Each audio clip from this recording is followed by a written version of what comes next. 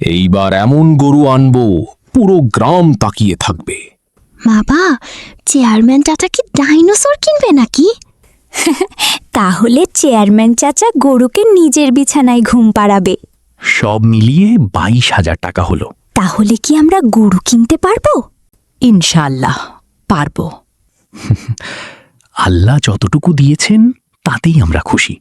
কিন্তু বাবা, গ্রামের সবাই তো অনেক বড় বড় গরু কিনে। আমাদের ছোট গরু দেখলে সবাই যদি হাসাহাসি করে।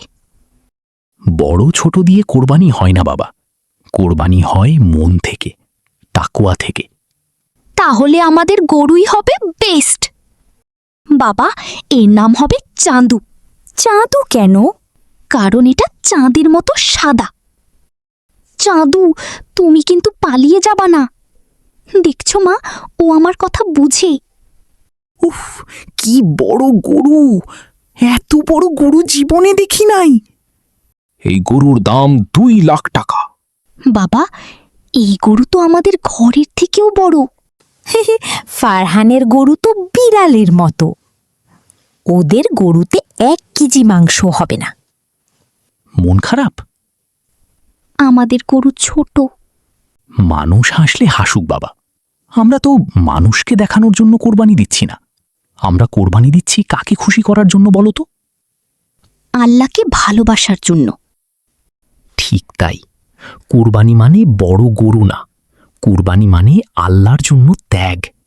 আমাদের মনে যদি লোভ না থাকে, অহংকার না থাকে, শুধু আল্লাহর জন্য ভালোবাসা থাকে, তাহলে তিনি আমাদের ছোট্ট কুরবানিও কবুল করে নেবেন।